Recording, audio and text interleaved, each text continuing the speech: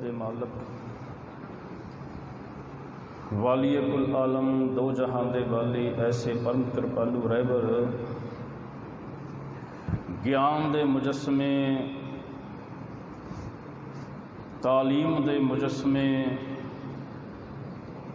ऐसे गुरु जिन्हां दी मुकद्दस गोद अंदर आप समूह हादरीन संध्या दे पावन पवित्र दीवाना अंदर जुड़ बैठे हो। गुरुदेव सतगुरु कृपा रहमत करन आप 10 पासों विचारा करवा लैन। आओ गुरु प्यारी साध संगत जी मन बिरतियां एकाग्र करके कुछ कुछ समय वास्ते अज उन्हां महान शहीदां दे इतिहासक सुले गा लईए।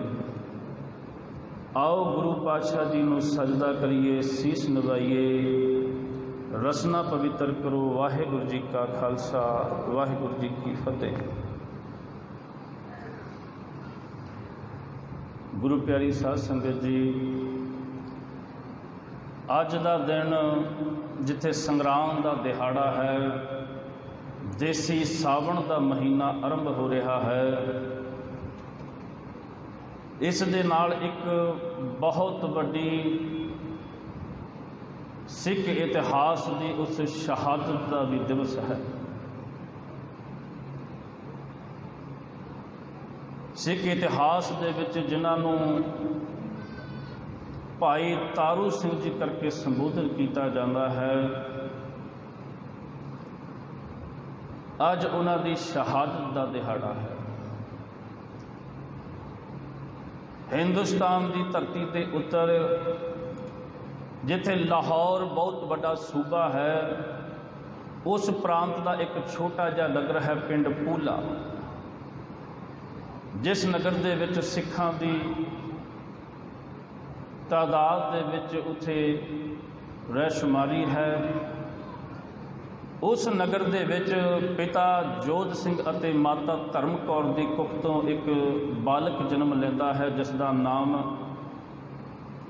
काका तारू सिंह रखिया जाता है, तो एक छोटी भैन है जिसका नाम बीबी तारो है।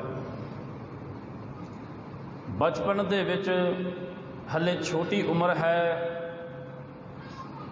परमात्मा के भाणे दे विच पिता जी अकाल चलाना कर जाते हैं।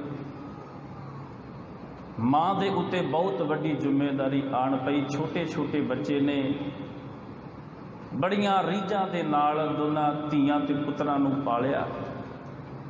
भाई तारू सिंह बड़ा छोटा जिहा ते माँ उन्हां सिखां दे सोले जड़े आ उन्हां नूं गा के सुणाउंदी है। छोटे छोटे साहिबजादियां दी शहादत सुनाया करती है, क्योंकि डर है भी छोटा जिहा पुत्र है, जेकर ये भी किते गलत संगत विच किते गलत राहे पै गया तो मेरे बुढ़ापे का सहारा कौन बनेगा। माँ रोज़ाना उन्होंने सिख इतिहास सुणाउंदी है, छोटियां छोटियां साखियां सुणाउंदी है, तो पुत्र दे अंदर उन्हें उस इतिहास नूं सरवण करके ना बड़ा सिक्खी का जज्बा, बड़ा रोह पैदा होता है। तो कहते भाई तारू सिंह हौली हौली नौजवानी दे विच पैर रखता है। बड़ा हरमन प्यारा है पिंड दे विच। पिंड दे विच सारे भाईचारे दे लोग, हिंदू वीर मुसलमान वीर सारे रहिंदे ने। ते ये नौजवान बच्चा ना सारियां दी दिलों की धड़कन बनिया होया, क्योंकि सारियां दी बड़ी सेवा करता है, बड़ी जी हजूरी करता है। तो कहते उस समय दे विच वो जिहड़ा समा सी बाबा बंदा सिंह बहादुर की शहादत तो बाद दे विच ना अब्दाली दे जिस वेले हिंदुस्तान की धरती दे उत्ते हमले हो रहे सन, लाहौर का वो गवर्नर जकरिया खान जिस दे वल्लों ना सिखां दे उत्ते बड़ा तशद्दद किया जा रहा सी, बहुत तशद्दद किया जाता है। तो सिख जिहड़े सन अपनी सिक्खी नूं कायम रखण वास्ते जंगलों दे विच जा के ना बैठ गए, उन्हां उत्ते टिकाणे कर लए, पर सिक्खी उन्हां छड्डी नहीं। वो इतिहास तुसीं पढ़दे होणे भी उस सफरी बीड़ां जिहड़ियां सन, माफ़ करना साध संगत जी, कदे समा सी क्योंकि सिख जिहड़ा ना बाणी तो जुदा नहीं हो सकता। बाणी जिहड़ी है वो आत्मा ते सिख की है कि शरीर है। ये आत्मा तो जेकर जुदा कर दिता गया तो इहदी मौत हो जाएगी। तो वो सफरी बीड़ा जिहड़ियां सन आप जी ਅੰਮ੍ਰਿਤਸਰ अजायब घर दे विच देख सकते हो। सिख रेफरेंस लाइब्रेरी विच पईयां होईयां छोटियां छोटियां वो सफरी बीड़ा ने जिन्हां नूं सिख ना घोड़ियां दीयां काठियां दे उत्ते प्रकाश करिया करदे सन। रोज़ाना उन्हां दा बाणी का अभ्यास करते सन। घोड़ियां दीयां काठियां दे उत्ते उन्हां दा सुखासन करते सन। ते सिखां दे टिकाणे कित्थे हुंदे सन? उन्हां घोड़ियां दीयां काठियां उत्ते विश्राम करिया करते सन। उन्हां ते टिकाणा सी। ते कहंदे ਜ਼ਕਰੀਆ खान का तशद्दद जिहड़ा जुल्म है ना वो हिंदुस्तान की धरती के उत्ते पंजाब प्रांत दे विच वधदा जांदा है। ते भाई तारू सिंह जिहड़े सिख घरां चों बागी हो के जंगलों के विच जिहड़े शरण लैके जंगलों में रुके सन ना, भाई तारू सिंह रोज़ाना जाके उन्हां सिखां वास्ते लंगर प्रशादा समग्री तैयार करके उन्हां दी सेवा करिया करदा है। कहते एक दिन घर दे विच बैठा सवेर का समा है, एक माछी जिहड़ा ना बजुर्ग वो बूहे ते आ जाता है। भाई तारू सिंह उहदा हत्थ फड़दा ते उस बजुर्ग नूं अपने घर दे विच लै आउंदा है। अंदर लिया के उहनूं प्रशादा पानी छकाया। कहण लगा बापू चेहरे दे उत्ते बड़ी नमोशी छाई हुई है, बड़ा फिक्र दे विच तू रुझिया होया, की गल है? कोई भाणा तो नहीं वापर गया? बड़ा कहंदे बड़े थरमे दे नाल ना वो बापू कहण लगा मेरी नौजवान धी है जिन्हों पट्टी का नवाब चुक के लै गया। मेरी नौजवान धी नूं पट्टी का नवाब चुक के लै गया। मैं ਜ਼ਕਰੀਆ खान दे कोल भी जाके बेनतियां हथ पल्ले जोड़ के देखे ने पर किसी ने मेरी बांह नहीं फड़ी। मेरी धी ने जांदियां जांदियां मैनूं एक मेरे कण दे विच अल्फाज बोले सन। उन्हें कहा बापू इस दुनिया दे विच जेकर कोई राखा है तो सिखां दे कोल जाके शरण लवी। माफ करना साध संगत जी, अज जिहड़ा रुतबा जिहड़ी सिक्खी सानूं मिली हुई ना विरासत दे विच, शायद असीं इहदा मुੱਲ नहीं समझ पा रहे। कदे इतिहास पढ़ के देखो, इतिहास पढ़ के देखिए तो उहदे विच सानूं इहो जिहे झलकारे नज़र आउंदे ने। कहंदे भी वो एक बच्ची, मैं इतिहास पढ़ रहा भी आम किसी ने पाया होया सी फेसबुक के उत्ते, वो कहंदे भी अमेरिका की वो जंपल बच्ची है गोरी वड्डे घराने की, तो वो अपने माता पिता नूं कहंदी है भी यूनीवर्सिटी में जिथे मैं पढ़दी हाँ, मैं एक स्कॉलर हाँ, तो मैनू ना हिंदुस्तान जाना पैना। मैं कोई उत्थे कोई खोज कोई स्टडी मैं कर रही हाँ, उत्थे दे पंजाब के वक्-वक् प्रांतां दे विच होर थावां ते मैं घुम के उत्थों कुछ समग्री है, कोई डाटा जिहड़ा मैं इकट्ठा करना है। माँ कहण लगी भी साडी ते कल्ली कल्ली तू धी है। ये ईसाई धर्म नूं बिलोंग करते हैं। साडी कल्ली कल्ली तू धी है। धीए जिस मुल्क दे विच तू जाना ना, कोदे उहदा इतिहास पढ़ के देख, उस देश दे विच उस देश दीयां इस्त्रियां महफूज नहीं हैगियां। जिस मुल्क दे विच तू जाना है, वो कहंदे मैनूं बड़ा डर लगदा है, मैं सोचदी हां तैनूं किद्दां घल्लां, पर जे धीए जेकर तू जाना ना तो मेरी एक गल पल्ले नाल बन लै भी जिस वेले तू एयरपोर्ट ते दिल्ली उतरेगी ना, उत्थे बड़ियां गड्डियां बड़ियां टैक्सियां होणगियां, पर उत्थे किसी सिख वीर दी गड्डी दे विच जिन्हें दस्तार सजाई होवे, पगड़ी बन्नी होवे, किरपान पाई होवे ना, ओदी गड्डी दे विच बैठना। उन्होंने कहना भी मैनू हुण पंजाब लैके चल, मैं फलानी थां दे उत्ते रुकना, तो उन्होंने अपने नाल रखी। मैं आप जी उत्तराखंड की एक घटना दसदा हुणे दी। उत्थे दा नवें ना डीएम की नियुक्ति होंदी है, उत्थे ऊधम सिंह नगर जिले दे विच डीएम की जिस वेले नियुक्ति होंदी है तो उन्होंने सरकार वालों क्वार्टर दिता जाता है। वो कहता भी मैं उस इलाके दे विच नहीं रहना चाहता। तो ये इंसान जिहड़ा है डीएम की पदवी के उत्ते IPS अधिकारी जिहड़ा है, ये साउथ इंडियन बंदा है, तामिल।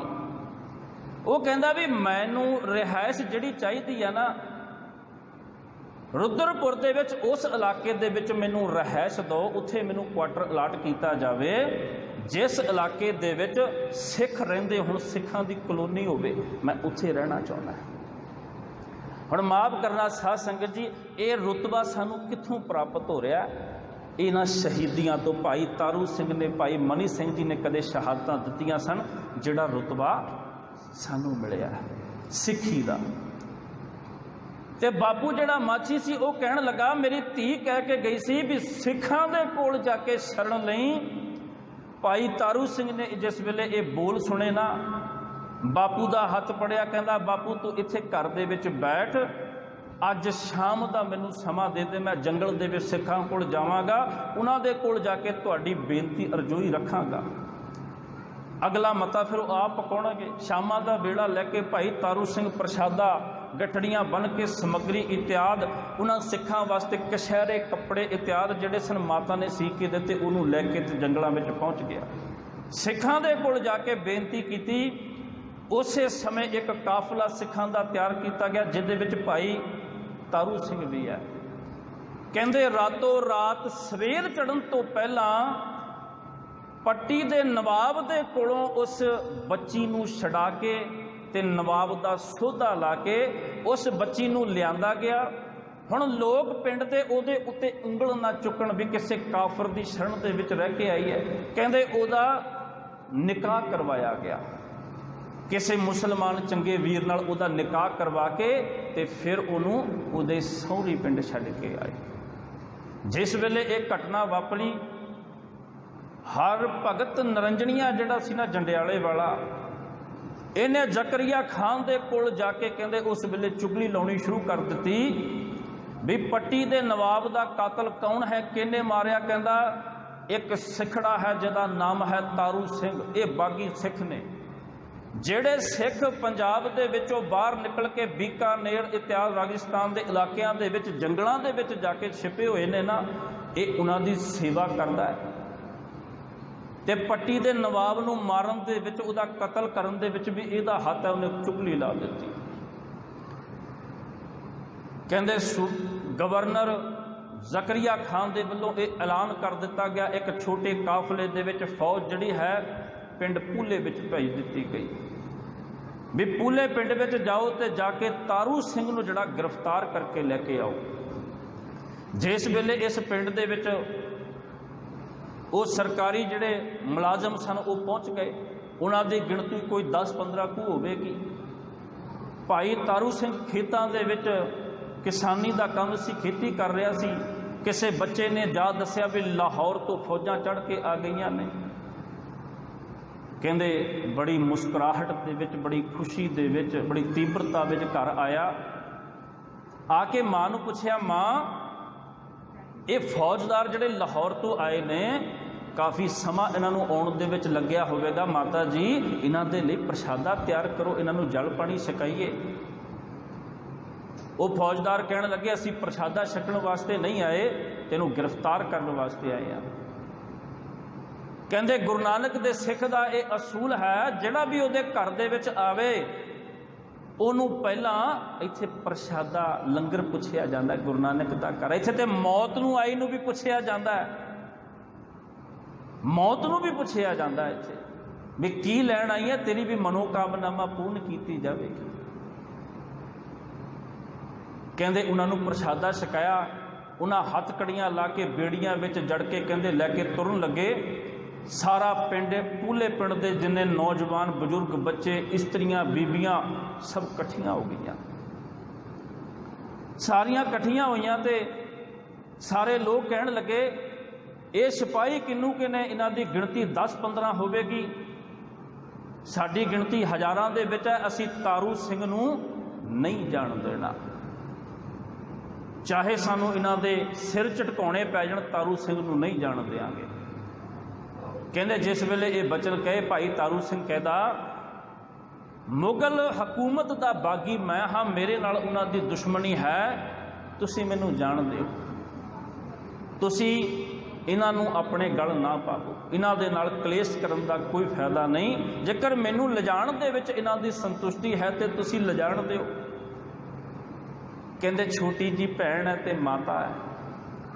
ਭੈਣ ਤਾਰੋ ਕਹਿਣ ਲੱਗੀ,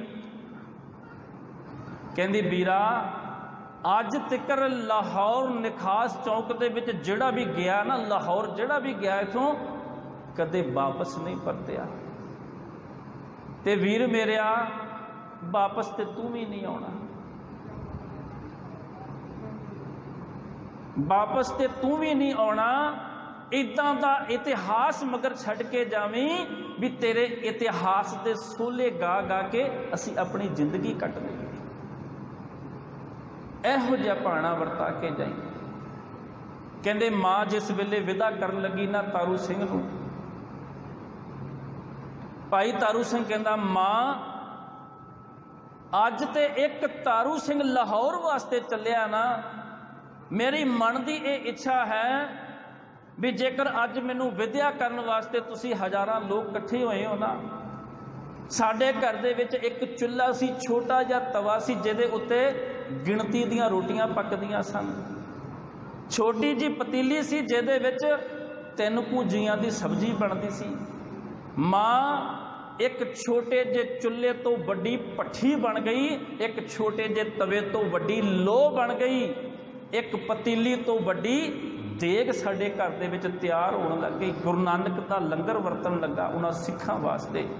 ਮੇਰੀ ਤੁਹਾਡੀ ਸਾਰਿਆਂ ਦੇ ਅੱਗੇ ਇਹ ਬੇਨਤੀ ਹੈ, ਅੱਜ ਇੱਕ ਤਾਰੂ ਸਿੰਘ ਲਾਹੌਰ ਵਾਸਤੇ ਚੱਲਿਆ ਹੈ, ਕੱਲ ਤੋਂ ਘਰ ਘਰ ਦੇ ਵਿੱਚ ਤਾਰੂ ਸਿੰਘ ਪੈਦਾ ਹੋ ਜਾਣੇ ਚਾਹੀਦੇ। ਹਰ ਘਰ ਦੇ ਵਿੱਚ ਭੱਠੀ ਲੱਗੀ ਹੋਵੇ ਤੇ ਹਰ ਘਰ ਦੇ ਵਿੱਚ ਬਾਗੀ ਸਿੰਘਾਂ ਵਾਸਤੇ ਲੰਗਰ ਤਿਆਰ ਹੋਵੇ।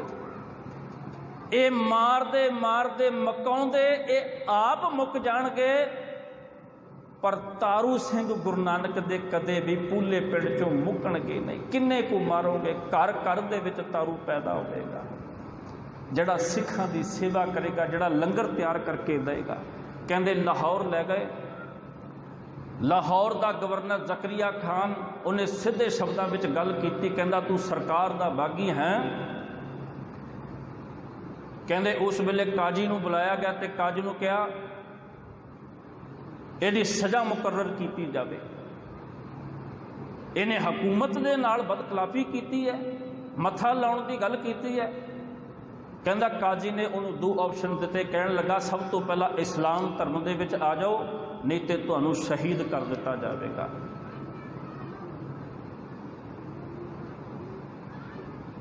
ਕਹਿੰਦੇ ਪ੍ਰਾਚੀਨ ਪੰਥ ਪ੍ਰਕਾਸ਼ ਦੇ ਵਿੱਚ ਉਹ ਬੋਲ ਲਿਖੇ ਨੇ, ਨਵਾਬ ਕਹੇ ਤੁਮ ਹੋ ਮੁਸਲਮਾਨ, ਨਹੀਂ तो काटूंगा तुम्हारी जान।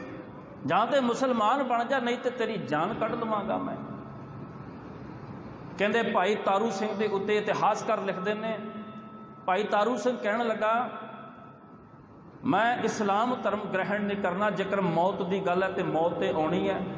ਕਾਜੀ ਨੂੰ ਕਹਿਣ ਲੱਗਾ ਜੇ ਤੂੰ ਫਤਵਾ ਜਾਰੀ ਕਰਦਾ, ਲੋਕਾਂ ਦੀ ਮੌਤ ਮੁਕਰਰ ਕਰਦਾ, ਮੈਨੂੰ ਇਹ ਗੱਲ ਦੱਸ ਤੇਰੇ ਵੱਡੇ ਵਡੇਰੇ ਬਜ਼ੁਰਗ ਕਿੱਥੇ ਗਏ? ਉਹਨਾਂ ਦੀ ਵੀ ਮੌਤ ਹੋ ਗਈ ਨਾ, ਮੌਤ ਤੇ ਉਹਨਾਂ ਨੂੰ ਵੀ ਆਈ ਤੇ ਮੌਤ ਤੈਨੂੰ ਵੀ ਆਉਣੀ ਹੈ। ਇਸਲਾਮ ਧਰਮ ਦੇ ਵਿੱਚ ਕਿਹੜਾ ਮੌਤ ਨਹੀਂ ਆਉਂਦੀ? ਜੇਕਰ ਮੁਸਲਮਾਨ ਬਣ ਜਾਈਏ ਮੌਤ ਫਿਰ ਵੀ ਆਉਂਦੀ ਹੈ। ਜੇਕਰ ਮਰਨਾ ਹੀ ਹੈ ਕਿਉਂ ਨਾ ਜੂਝ ਕੇ ਸਿੱਖੀ ਸਿਦਕ ਨਿਭਾ ਕੇ ਮਰਾਂਗੇ। ਤੁਹਾਡੇ ਕਾਫਰਾਂ ਦੇ ਗਲ ਪੈ ਕੇ ਕਿਉਂ ਮਰਨਾ ਹੈ? ਕਹਿੰਦੇ ਮੈਂ ਮਰਨ ਵਾਸਤੇ ਤਿਆਰ ਹਾਂ। ਕਹਿੰਦੇ ਉਹਨਾਂ ਤੁਰਕਾਂ ਦੇ ਵੱਲੋਂ ਜਿਮ ਜਿਮ ਸਿੱਖਾਂ ਨਾ ਤੁਰਕ ਸਤਾਵੈ, ਤਿਮ ਤਿਮ ਸਿੱਖਾਂ ਨਾ ਮੁਖ ਚੜ੍ਹ ਤੋਂ ਜਾਵੇ। ਕਹਿੰਦੇ ਉਸ ਤਰੀਕੇ ਨਾਲ ਜਿੱਦਾਂ ਜਿੱਦਾਂ ਉਹ ਤਸ਼ੱਦਦ ਕਰਦੇ ਨੇ ਨਾ, ਇਹਨਾਂ ਦੇ ਮੁਖ ਦੇ ਉੱਤੇ ਖੁਸ਼ੀ ਨੂਰ ਜਿਹੜੀ ਹੈ ਉਹ ਝਲਕਦਾ ਜਾਂਦਾ ਹੈ। ਤੇ ਬਿਜ਼ਬਾਨ ਲਿਖਦੇ ਕਹਿੰਦੇ ਵੀ ਸਭ ਤੋਂ ਪਹਿਲਾਂ ਭਾਈ ਤਾਰੂ ਸਿੰਘ ਨੂੰ ਚਰਖੜੀ ਦੇ ਉੱਤੇ ਚੜਾਇਆ ਗਿਆ, ਚਰਖੜੀ ਦੇ ਉੱਤੇ ਚੜਾਇਆ ਗਿਆ, ਚਰਖੜੀ ਤੋਂ ਲਾ ਦਿੱਤਾ ਗਿਆ, ਉਹਨਾਂ ਦੀ ਮੌਤ ਨਹੀਂ ਹੋਈ। ਕਹਿੰਦੇ ਜ਼ਕਰੀਆ ਖਾਨ ਪੁੱਛਦਾ ਵੀ ਹੱਲੇ ਮਰਿਆ ਨਹੀਂ? ਕਹਿੰਦੇ ਨਹੀਂ। ਕਹਿੰਦੇ ਇਸ ਤਰ੍ਹਾਂ ਕਰੋ, ਜਿਸ ਸਿੱਖੀ ਦੇ ਦਾਅਵੇ ਦੀਆਂ ਇਹ ਗੱਲਾਂ ਕਰਦਾ ਨਾ, ਇਹਦੇ ਕੇਸ ਕਤਲ ਕਰ ਦਿਓ। ਕਹਿੰਦੇ ਮੋਚੀ ਨੂੰ, ਨਾਈ ਨੂੰ, ਉਹਨਾਂ ਨੂੰ ਸੱਦਿਆ ਗਿਆ। ਉਹਨਾਂ ਦੇ ਕੋਲੇ ਰੰਬੀਆਂ ਨੇ, कहते जिस वेले केस कतल करन लगे ना, भाई तारू सिंह कहन लगा मेरे केस बड़े पवित्र ने, जिस वेले मैं अमृत पान किया सी ना, इन्हां विच अमृत पाया गया सी, मेरे केसां नूं ये गंदी रंबी ना लाउणा। ते कहंदे काजी फिर कहन लगा जेकर इहदे केस कट भी दिते गए तो केस ते फिर आ जाणगे, इस तरह करो इन्हां दे केसां नूं जड़ तो खत्म कर दिता जाए। कहण तो भाव भी इन्हां खोपर ला दिता जाए। जिन्ने थां दे विच एक केस उगे हुए ने ना, उन्ना मास जिहड़ा है वो पट दिता जाए। ते विद्वान लिखते कहते पहला रंबी रखी मत्थे दे उत्ते, जलादा ने उहदे ते सट मारी, इत्थों सट मार के कन्न तिक्कर पाड़ता, कन्न तो फिर रंबी रखी, कहते ताड़ू तिक्कर पाड़ के कहते खोपड़ सिर दे उत्तों ला दिता। ये मांस का टुकड़ा जड़ा ना सने के सिर के उत्तों ला दिते गए। कहते जिस वेले केस उतार दिते गए ना, तो जकरिया खान कहन लगा, कहना जिन्हां केसां दे नाल बड़ा प्रेम सी ना, देख तेरे तन तो जुदे हो गए ने, तेरे तन तो जुदे हो गए ने। जिन्हां केसां नूं तू गुरु दी मोहर आखदा सा ना, कहंदा ये केस हुण मेरे पैरां विच मेरियां जुत्तियां थल्ले रुले फिरनगे। कहंदे जिस वेले ये बचन कीते ते भाई तारू सिंह ना उस वेले बचन कहंदे ने, कहंदे जकरिया खान नूं कहण लगे ये ते समां दसेगा, ये ते समां दसेगा आउण वाला भी तेरी जुत्ती दे थल्ले मेरे केस आउणगे जां मेरी जुत्ती दी नोक दे उत्ते तूं दोजक दियां अग्गां दे विच सड़ेगा, ते समां दसेगा। हुण विद्वान लिखदे कहंदे 22 दिन तक दा समां सी, अज उन्हां दी शहीदी सी, अज तो 22 दिन पहलां तक, अज तो 22 दिन पहलां उन्हां दी खोपरी ला दित्ती गई सी, अज दे दिन फिर उन्हां शहीदी होई। कहंदे 22 दिन तक वो जींदे रहे। 21 तो बाद दे विच जिस वेले 22वां दिन आया ना, कहंदे जिस दिन तो उन्हां दा खोपर लाया गया, उस दिन तो अगली रात तो ना जकरिया खान नूं बन पैना शुरू हो गया। उहदे पेशाब दे विच ना एक परेशानी शुरू हो गई भी उन्होंने पेशाब नहीं आउंदा खुल के, उहदे विच बन पै जांदा है। वो बड़ा परेशान, उस पीड़ा तो बड़ा दुखी है। ते कहंदे उहदे मन दे विच वो बोल ने भी तारू सिंह ये गल कहंदा सी भी जुत्ती दी नोक उपर तैनूं लैके जावांगा। कहंदे भाई सुपेक सिंह जिहड़ा सी ना वो बड़ा करीबी सी, उन्होंने सद्दिया गया। उन्होंने कहण लगे भी इदां कर जाके ना तारू सिंह की किसी को गल ना करी, दसी ना किसी नूं, तारू सिंह की जिहड़ी जुत्ती है ना उन्होंने लुको के ते इत्थे लैके आ। भाई सुपेक सिंह जानी जान सी, भाई तारू सिंह जी दे कोल गया, वो 22 दिन तक जींदे रहे। तो कहते उन्होंने जुत्ती नूं ना एक कपड़े दे विच लपेट के ते जकरिया खान दे कोल पहुँच गया। जिस वेले जकरिया खान दे कोल गया, कहते भी वो जुत्ती जड़ी है ना, जकरिया खान कहता भी ये जुत्ती ना मेरे मार। वो कहते भी पैरों वाले पासे उन्हें मारनी शुरू की, फिर लक दे विच मारी, बड़े आराम नाल ना इस तरह मारते हैं। वो कहता भी आराम नाल ना मार, इनू जोर दे नाल मार, जिद्दां हथौड़ियां मारी दियां ने इदां मार। ते कहंदे मार कित्थे, कहंदे मेरे सिर दे विच मार। उन्हें बचन कीते सन ये। कहंदे भाई सुपेक सिंह ने वो जुत्ती फड़ के कहंदे जोर दे नाल सिर दे विच मारदे ने, जिद्दां जोर दे नाल सिर दे विच जुत्ती बजदी है ना, ते कहंदे फिर थोड़ा थोड़ा पेशाब जिहड़ा ना वो निकलदा है, उन्होंने बड़ा आराम महसूस हुंदा है।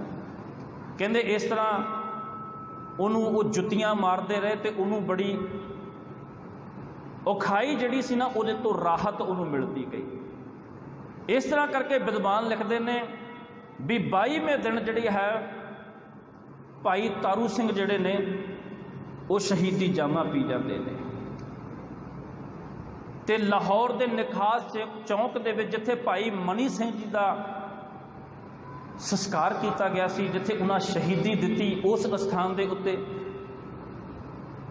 बेअंत सिंघां ने, बेअंत उन्होंने गिणती नहीं भी किन्ने को हले तक विद्वानों को दसिया नहीं भी किन्ने को सिंह होणगे निखास चौंक दे विच जिन्हां शहीदियां पाईयां ने। ਤੇ ਕਹਿੰਦੇ ਇਸ ਤਰ੍ਹਾਂ ਕਰਕੇ ਵਿਦਵਾਨ ਲਿਖਦੇ ਵੀ ਭਾਈ ਤਾਰੂ ਸਿੰਘ ਜੀ ਸਾਡੇ ਵਾਸਤੇ ਇੱਕ ਬਹੁਤ ਵੱਡਾ ਤੇ ਬੇਸ਼ਕੀਮਤੀ ਇਤਿਹਾਸ ਜਿਹੜਾ ਛੱਡ ਕੇ ਨਾ ਆਪ ਸ਼ਹੀਦੀ ਜਾਮਾ ਪੀ ਜਾਂਦੇ ਨੇ। ਤੇ ਵਿਦਵਾਨ ਉਹ ਬੋਲ ਲਿਖਦਾ, ਕਹਿੰਦਾ ਕਿਤੇ ਭਾਈ ਤਾਰੂ ਸਿੰਘ ਮੁਸਕਰਾਈ ਜਾਂਦੇ ਨੇ, ਖੋਪਰ ਉਤਰਵਾ ਕੇ ਵੀ ਗੀਤ ਸਿੱਖੀ ਦੇ ਗਾਈ ਜਾਂਦੇ ਨੇ। ਸਿਰ ਜਾਂਦਾ ਤਾਂ ਜਾਣ ਦਿਓ, ਪਰ ਸਿਦਕ ਰਵੇ ਸਿੱਖੀ। ਘਰ ਹੋਏ ਗਰਕ ਮੇਰਾ, ਪਰ ਆਬਾਦ ਰਵੇ ਸਿੱਖੀ।